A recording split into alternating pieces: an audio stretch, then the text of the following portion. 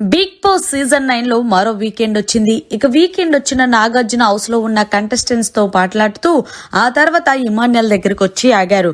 ఇమాన్యుయల్ ముందుగా మరొకసారి కెప్టెన్ అయినందుకు కంగ్రాచులేషన్స్ తెలియజేస్తున్నాను అంటే థ్యాంక్ యూ సార్ అంటూ చెప్పుకొచ్చాడు.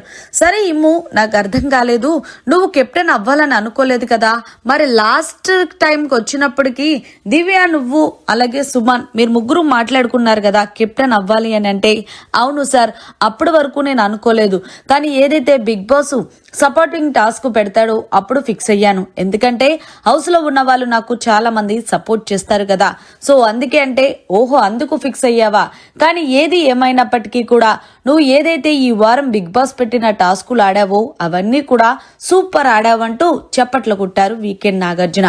సో అలాగే బ్యాలెన్సింగ్ టాస్క్ గానీ అలాగే వాటర్ టాస్క్ గానీ ఎవ్రీ టాస్క్ మీ టీం అంతా కూడా చాలా బాగా ఆడారు అంటూ మెచ్చుకున్నారు ఇమాన్యుయల్.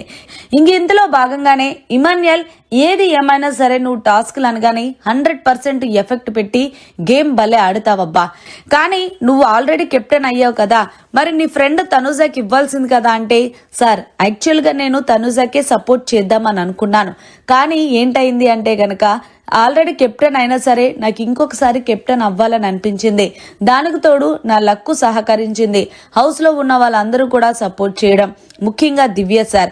ఇక లాస్ట్ లో బిగ్ బాస్ ఏదైతే టాస్క్ పెట్టారో ఆ టాస్క్ లో నేను విన్నర్ గా నిలిచాను అంటే అదే కదా.